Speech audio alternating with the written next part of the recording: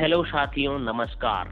आज हम ऐसी कहानी लेकर आए हैं जिसमें कर्माबाई ने भगवान श्री कृष्ण को प्रकट होने पर मजबूर कर दिया था।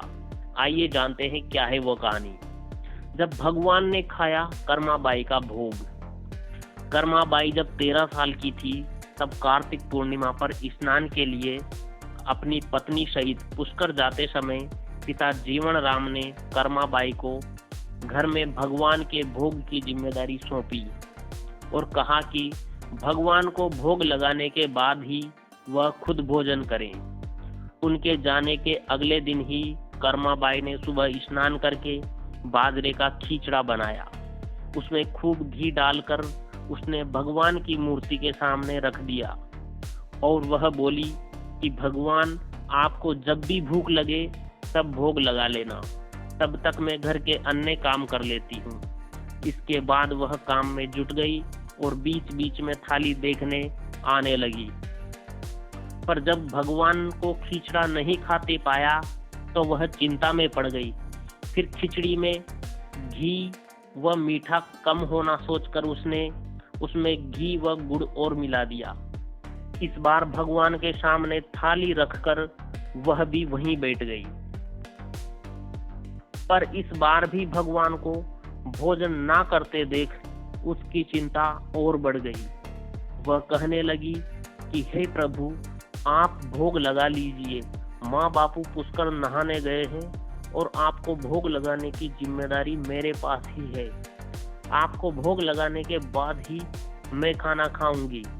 लेकिन जब भगवान ने फिर भी भोग नहीं लगाया तो वह शिकायत करने लगी कि माँ बापू जिमाते हैं तब तो आप भोग लगा लेते हो और आज मैं खिला रही हूँ तो नहीं खा रहे हो। खुद भी भूखे बैठे हो और मुझे भी भूखी रखोगे क्या? मनोहर वो शिकायत करते पूरा दिन बीत गया। आखिरकार शाम तक जब कर्माबाई ने भी भोजन नहीं किया तो कन्हैया को प्रकट होना पड़ा। भगवान बोले, कर्मा, तुम्हारे पर्दा नहीं करने की वजह से हम भोजन नहीं कर पाए। यह सुनकर कर्मा ने अपनी ओढ़नी की ओट कर श्री कृष्ण को खिचड़ी का भोग लगाया, जिसके बाद भगवान ने पूरी खिचड़ी खा ली। इसके बाद तो वह रोज भगवान को भोग लगाती और भगवान भी उसके हाथ का भोजन ग्रहण करते। जब माता पिता ने वापस आकर गुड़, घी व अनाज में कमी पाई तो कारण पूछने पर सरल कर्माबाई ने उन्हें सारी बात कह सुनाई, पर उन्हें उसकी बात का विश्वास नहीं हुआ।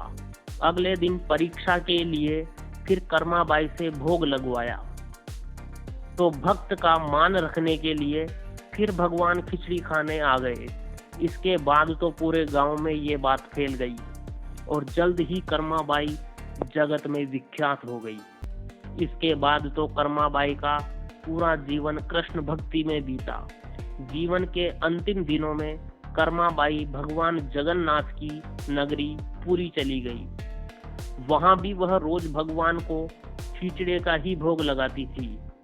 उनकी इसी परंपरा की वजह से आज भी भगवान जगन्नाथ को खिचड़े का ही भोग लगाया जाता है। सन 1634 ईस्वी में कर्माबाई ईश्वर में हमेशा के लिए लीन हो गई और कहानी यहीं समाप्त होती है। ऐसी ही और रोचक कहानियां सुनने के लिए चैनल को सब्सक्राइब करना ना भूलें। धन्यवाद। जय माता दी।